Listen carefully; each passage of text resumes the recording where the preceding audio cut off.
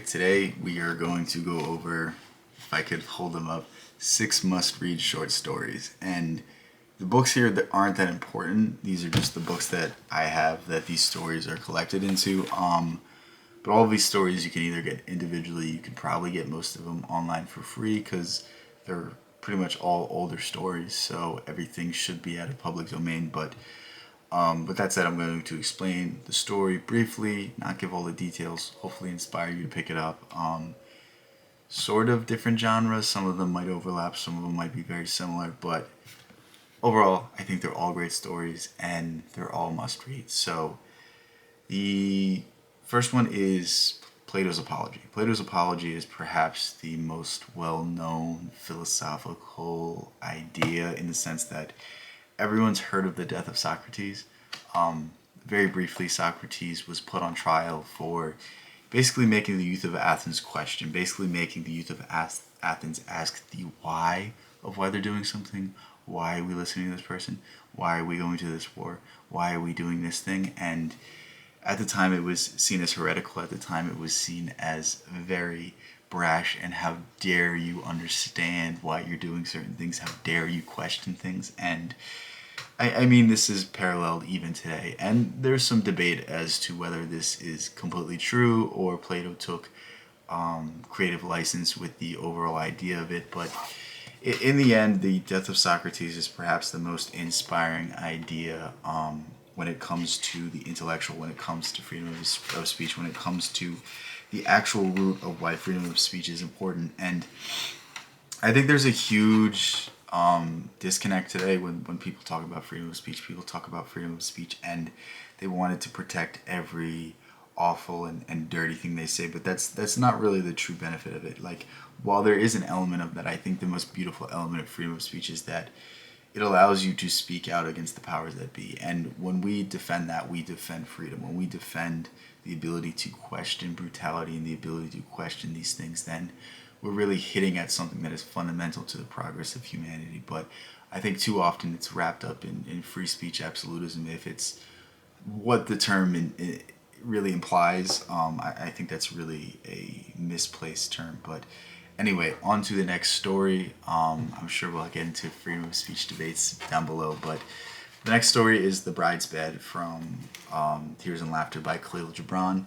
I could have chosen anything by Gibran, honestly. This entire book is full of little poems, little stories that have a quite moving resolution, ending, whatever you want to call it. But Tears and Laughter is a great book. If you never picked it up, go ahead, pick it up. But anyway, the final story is one of tragedy. The final story is a Shakespearean tragedy in a sense. And interestingly enough, it was a true story that Gibran kind of serialized into his own thing. But it's really about love, what it means to be married, what it means to marry for love versus marry for custom, and all of these sorts of things. And in a handful of pages, Gibran gives you a heart-wrenching tale, and a tale that will leave you honestly sad and honestly appreciative of the way things are and how they've changed and how things have gotten better. But leave it to Gibran to say so much in so few pages and leave you wanting more. I think he's perhaps the best author at doing that. But The Bride's Bed is a great, great story. Go ahead and read it. I'm sure you can find it online for I was about to say very free, very cheap or free. He died, I think, in the 50s, so most of this stuff should be in public domain. The next is a story from the Bible. Yeah, we're going to read the whole Bible. No. The story from the Bible that I want you guys to read is the Book of Job. And the Book of Job isn't too long. I think it's probably like 20, 30 pages, depending how long, whatever version you have is, how big the book is. I don't know, but it's not that long. Maybe it'll take you an hour or two to read. And the Book of Job is basically, some cite it as the first esoteric work.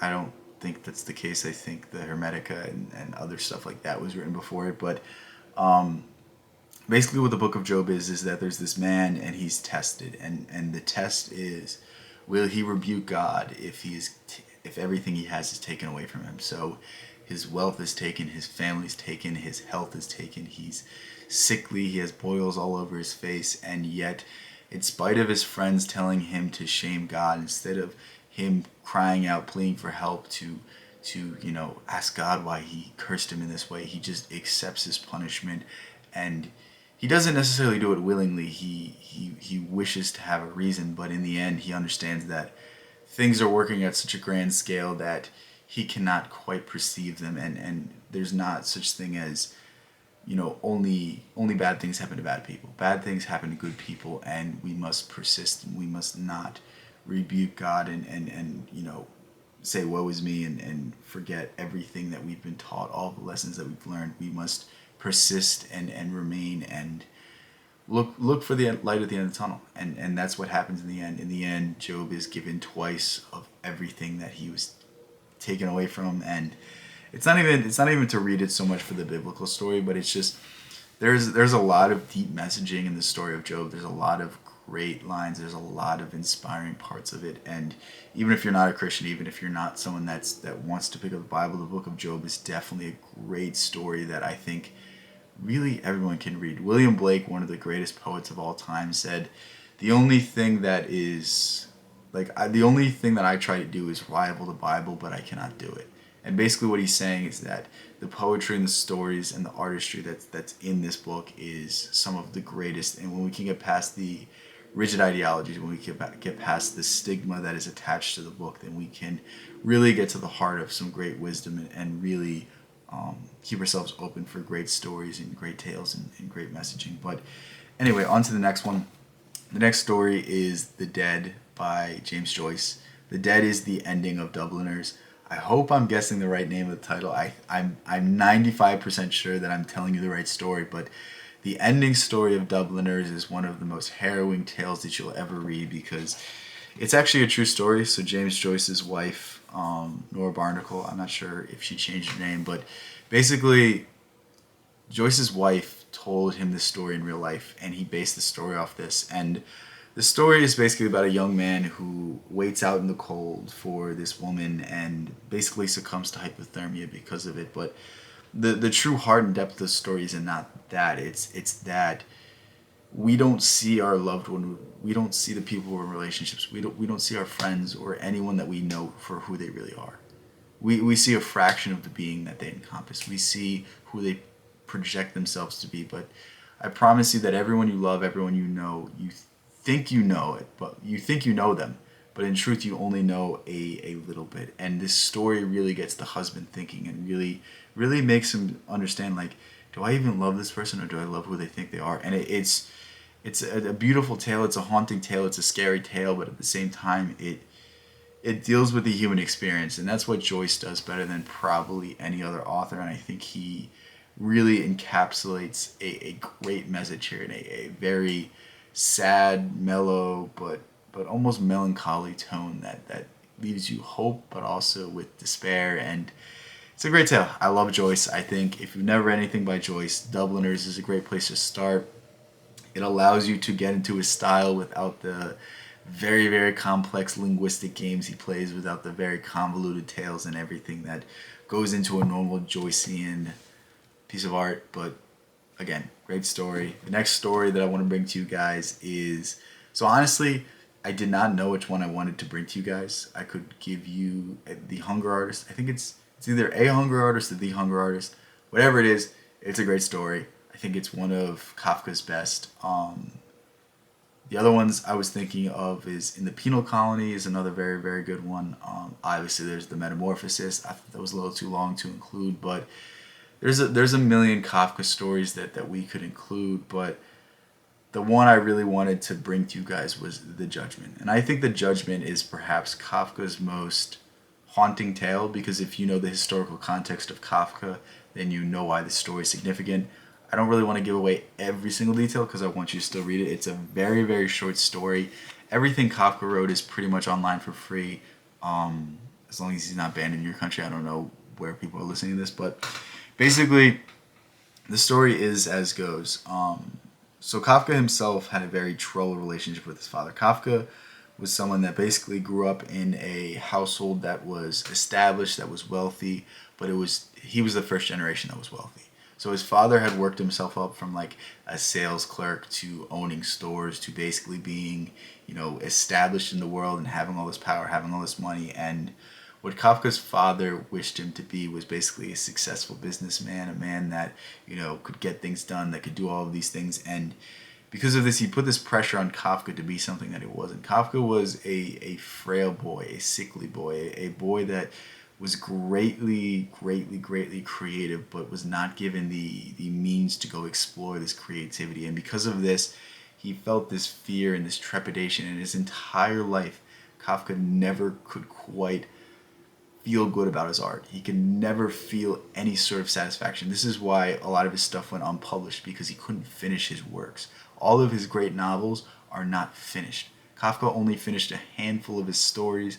A lot of the things that he wrote, he threw out. We only have a fraction of everything that he wrote in his entire life, simply because he was such a perfectionist, because his father put so much pressure on him. And this leads me into the story of The Judgment. The Judgment is about I can't remember exactly what he was, but he's a businessman and he works with his father, and basically he's about to get married, and he's been corresponding with one of his friends, and he doesn't know if he should tell his friend whether or not he's going to get engaged. And basically he goes to take care of his father, and his father's a sickly old man, and he, I wouldn't say really talk shit about his father, but kind of just thinks down upon him, and he's like, oh, he's diminished capacity and he's getting into old age and all of these sorts of things. But basically, as the story unfolds, you find out that the father truly isn't sickly, he's pretending to be, and basically the friend already knows, but the friend doesn't reveal to him because he's such a despicable son and all of these things, and he doesn't live up to the father's expectations. And throughout this whole speech, the son begins to shrink into himself, and the father begins to become larger and larger and larger and larger. And basically you get the Kafka-esque twist of the story, where the father becomes very strong, very, very active, very healthy again, and the son throws himself into the river because of the upset he feels from this conversation. And to me, I'm reading this and I'm like, this hits too close to home to really get into, but at the same time, it's a harrowing tale of what it means to be a son, what it means to live up to your father's expectations. And can you ever live up to your father's expectations? Can you ever be the man that your father wants you to be? Because what your father wants you to be is a projection of himself into you, and that's not you, and that never will be you. And to Kafka, it was something that he never quite overcame. To Kafka, it was something that he always dealt with, and it was something that was always present in his writing. You can see glimmers of this in the Metamorphosis, but I think it's done better in The Judgment. I think The Judgment is a truly great example of art dealing with things that we can't express, art expressing the inexpressible. But with that said, with the tears coming down my face, we can get into the last tale. The last tale comes from the complete Sherlock Holmes story, and I threw this in here because I was going to put 2 Kafka stories, but I felt like I've talked about Kafka enough. I haven't talked about Sherlock Holmes, because honestly, Sherlock Holmes has been and always will be one of my favorite sets of short stories. I don't know, I've always had a fascination with the character. I feel like the character's always been super interesting, and the story I would tell you to read first is the first story. It's A Study in Scarlet. I feel like if you haven't read A Study in Scarlet, you really should. You're really doing yourself a disservice. It's just a piece of literature that I think everyone should read. It's something you can enjoy from the age of 10 probably up until whenever. I would say 10 because it might be a little difficult to read, but aside from that, it's a great, great story. It's a great, great tale. It introduces you to the characters of Sherlock Holmes, Dr. John Watson, and it really encapsulates the entire idea of what Sherlock Holmes is. And I think it's been something that I've read several times. It's been something that I've listened to an audiobook several times, and every time I'm captivated, every time I'm fascinated. Sir Arthur Conan Doyle just has a way of setting up mystery, of setting up intrigue, of making you feel like a dummy when Sherlock Holmes solves the case, and really ties everything up in a neat bow and makes you go, I'm dumb for not noticing this sooner. So I think every Sherlock Holmes story is really pretty good, but I think A Study in Scarlet is really the most bang for your buck. It's not that long, and it'll really give you everything you need to know about Sherlock Holmes. And why not read about a character that's so synonymous with pop culture? Why not read about a character that is cited in nearly every work, that is parodied in a million different ways, that is talked about in so many different forms of media? And I just think it's a cool thing to pick up. I think you could probably find it online for free. Project Gutenberg probably has it. I don't I don't want to make any claims I don't know about, but most of the works I showed today are all so old that you can always get them online for free. Um, the general rule in America is it's 70 years plus the life of the author.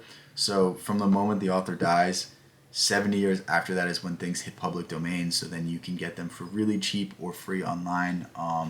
This has happened to Kafka. This has happened to Joyce with a lot of his works fairly soon.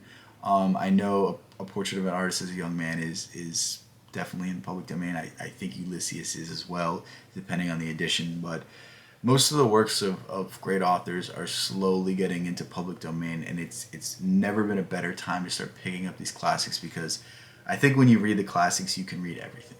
I think the classics came out in a time when it was so difficult to be published that you had to create something that was astounding. And even at that, the works that survived, the works that remained through the ages, they had to be that much more impressive to be preserved. And because of that, I think the classics have a certain shine on them that most books today that are published do not have.